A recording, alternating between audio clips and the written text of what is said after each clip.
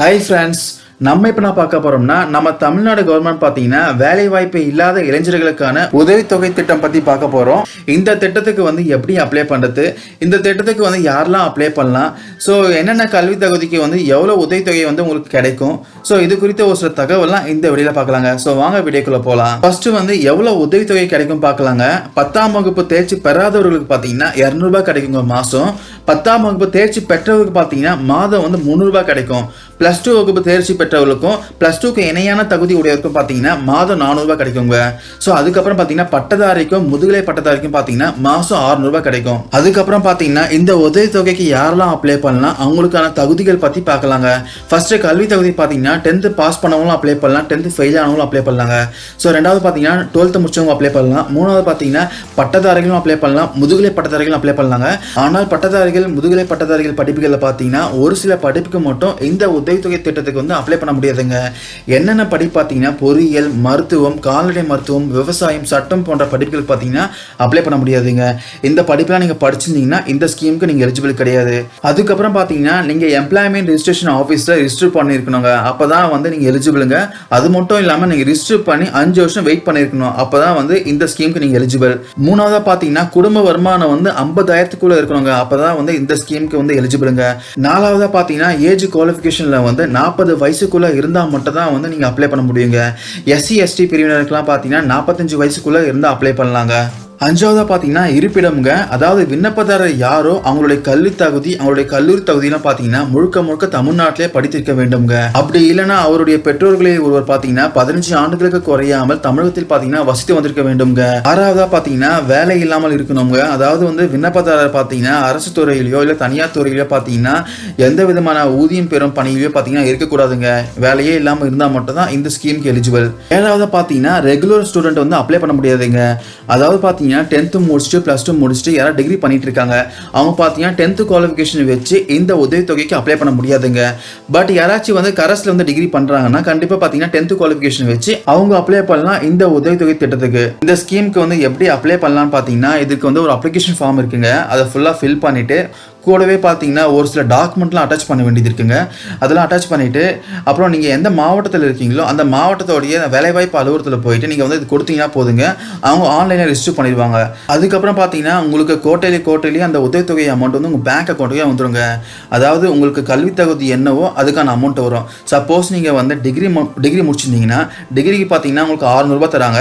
3 மாதத்துக்கு பார்த்தீங்கன்னா 1800 ரூபாய் ஆகுது. அந்த 1800 ரூபாய் பார்த்தீங்கன்னா உங்களுக்கு கோட்டையிலே கிரெடிட் ஆகும். சப்போஸ் +2 முடிச்சிருந்தீங்கன்னா 300 ரூபாய் தராங்க. ஸோ 300 ரூபாய் பார்த்தீங்கன்னா 3 மாதத்துக்கு 900 ரூபாய் ஆகுது. 900 ரூபாய் பார்த்தீங்கன்னா உங்களுக்கு கோட்டையிலே 900 ரூபாய் வந்து கிரியேட் பண்ணுவாங்க. 3 மாதத்துக்கு ஒரு கிரியேட் பண்ணிடுவாங்க. இந்த ஸ்கீமுக்கான அப்ளிகேஷன் ஃபார்ம் இதுதாங்க. இதில் நீங்கள் என்ன பண்ணுறீங்கன்னா ஃபோட்டோ பேஸ்ட் பண்ணிடுங்க. ஃபோட்டோ மேலே பார்த்தீங்கன்னா உங்களுடைய சிக்னேச்சர் போட வேண்டியது இருக்குது. ஸோ அதுக்கப்புறம் வந்து உங்களுடைய நேமு, உங்கள் அப்பா பேர், அதுக்கப்புறம் வந்து உங்களோட பிறந்த தேதி, உங்கள் ஏஜ், அப்புறம் உங்கள் வீட்டு அட்ரஸ்ஸு, அப்புறம் உங்களுக்கு என்ன கல்வி தகுதி நீங்கள் முடிச்சிருக்கீங்க, 10th 12th இல்லை டிகிரி முடிச்சிருக்கீங்களோ அதை வந்து என்ட்ரு பண்ணிக்கோங்க. ஸோ அதுக்கப்புறம் உங்களுக்கு பேங்க் அக்கௌண்ட்டு, அதாவது எந்த பேங்க் அக்கௌண்ட்டுக்கு வந்து உங்களுக்கு வந்து அமௌண்ட் வரணுமோ அந்த பேங்க் அக்கௌண்ட் எழுதுங்க. பேங்க்கோட நேம் இங்கே, பிரான்ச்சு கோடு வந்து பாஸ்புக்கில் இருக்கும், அதை பார்த்திங்க எழுதிக்கோங்க. அதுக்கப்புறம் உங்கள் பேங்க் அக்கௌண்ட் நம்பரு, அப்புறம் IFSC கோடு, இதெல்லாம் பார்த்தீங்கன்னா உங்களுடைய பாஸ்புக்கில் இருக்கும். ஸோ அதுக்கப்புறம் பார்த்தீங்கன்னா நீங்கள் வந்து எந்த கம்யூனிட்டி சேர்ந்தவங்க அது வந்து என்டர் பண்ணிக்கோங்க. ஜஸ்ட் டிக் பண்ணால் போதுங்க, வேறு எதுவும் பண்ண தேவையில்லை நீங்கள். ஸோ அதுக்கப்புறம் பார்த்தீங்கன்னா நீங்கள் எந்த ரிலீஜியன், அதாவது இந்துவா, முஸ்லீமா, கிறிஸ்துவமா, ஸோ அதை நீங்கள் ஜஸ்ட் டிக் பண்ணால் போதுங்க. அதுக்கப்புறம் பார்த்தீங்கன்னா உங்களுடைய கல்வி தகுதி என்னவோ அதுக்கு நேராக டிக் பண்ணுங்கள். 10th முடிச்சிங்கன்னா 10th டிக் பண்ணுங்கள், +2 முடிச்சிங்கன்னா +2 டிக் பண்ணுங்கள். ஸோ டிகிரி டிக் பண்ணிக்கோங்க. அதுக்கப்புறம் வேலைவாய்ப்பு பதிவு விவரங்க. ஸோ இதில் பார்த்தீங்கன்னா எந்த மாவட்டத்தில் வந்து நீங்கள் வேலைவாய்ப்பு பதிவு பண்ணியிருக்கீங்களோ அந்த மாவட்டத்துடைய பேர் பார்த்தீங்கன்னா இங்கே எழுதிக்கோங்க. ஸோ அதுக்கப்புறம் பதிவு செய்யப்பட்ட வேலைவாய்ப்பு அலுவலகத்தின் பெயர் வந்து எழுதிக்கோங்க. அதுக்கப்புறம் பதிவு எண் எழுதிக்கோங்க. பதிவு எண்ணெல்லாம் பார்த்தீங்கன்னா உங்கள் எம்ப்ளாய்மெண்ட் ரிஜிஸ்ட்ரேஷன் கார்டில் இருக்குங்க, அதை பார்த்து எழுதிக்கோங்க. அதுக்கப்புறம் பதிவு செய்த தேதி பார்த்தீங்கன்னா அது வந்து எழுதிக்கோங்க. இது பார்த்தீங்கன்னா எம்ப்ளாய்மெண்ட் ரிஜிஸ்ட்ரேஷன் கார்டில் இருக்குங்க.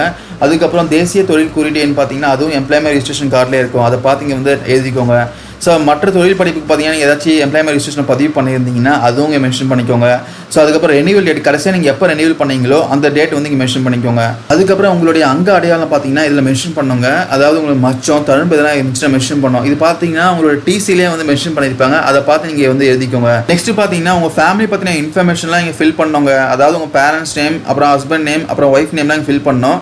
அவங்க நேம் ஃபில் பண்ணிக்கோங்க. அதுக்கப்புறம் வந்து அவங்களுக்கும் என்ன ரிலேஷன்ஷிப்பு, அப்புறம் எங்கே ஒர்க் பண்ணிட்டு இருக்காங்க, அவங்க மாத வருமானம் என்ன, அது ஃபில் பண்ணிக்கோங்க. கடைசியாக பார்த்தீங்கன்னா இங்கே வந்து உங்களோட சிங்கிள்ஸ் வந்து இங்கே போட்டுக்கோங்க.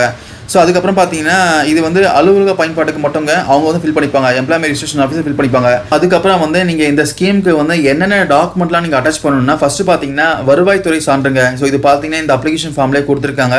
ஸோ இது பார்த்தீங்கன்னா நீங்கள் வருவாய்த்துறை அலுவலர்கிட்ட தான் சைன் வாங்கி தரணுங்க.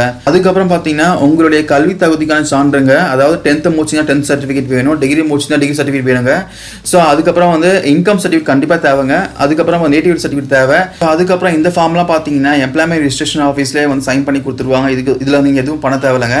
ஸோ அதுக்கப்புறம் வந்து செல்ஃப் டிக்ளரேஷன் ஃபார்மில் நீங்கள் சைன் பண்ணி தரணுங்க. இது பார்த்தீங்கன்னா உங்களோட இன்ஃபர்மேஷனை ஃபில் பண்ணிவிட்டு உங்கள் நேமு, அப்புறம் வந்து அஞ்சல், அப்புறம் என்ன வட்டம், எந்த மாவட்டத்தில் இருக்கீங்க, ஸோ இதெல்லாம் ஃபில் பண்ணிவிட்டு நீங்கள் சைன் பண்ணி தரணுங்க.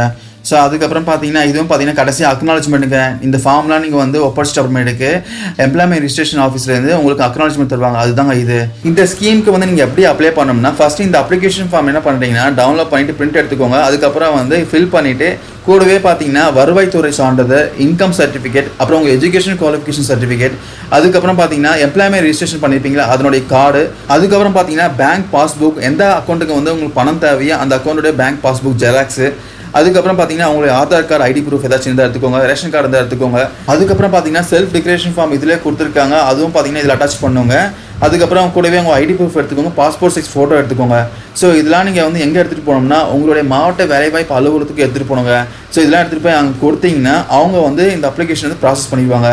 ஸோ இதுக்கு வந்து நீங்கள் எலிஜிபிளாக இருந்தால் மட்டும் தான் அவங்க ப்ராசஸ் பண்ணுவாங்க, இல்லைனா ரிஜெக்ட் ஆயிருங்க. ஸோ முக்கியமாக இந்த ஸ்கீம் யாருக்கு யூஸ்ஃபுல்லாக இருக்கும் பார்த்தீங்கன்னா வீட்டு பெண்மணிக்கெல்லாம் யூஸ்ஃபுல்லாக இருக்கும். ஏன்னா அவங்க கல்யாணம் ஆகிட்டு அவங்க வீட்டை மட்டும் பார்த்துட்டு இருந்தாங்கன்னா இந்த ஸ்கீமுக்கு அப்ளை பண்ணால் கண்டிப்பாக உங்களுக்கு மாதம் ஏதாச்சும் ஒரு பெனிஃபிட் கிடைக்குங்க இதுலேருந்து. ஸோ இந்த வீடியோவில் பார்த்த எல்லா தகவலும் யூஸ்ஃபுல்லாக இருக்கும்னு நினைக்கிறேன். இதில் வந்து உங்களுக்கு ஏதாவது டவுட் எதனா இருந்தால் கமெண்ட் பண்ணுங்கள், நான் கிளாரிஃபை பண்ணுறேன். Thank you guys.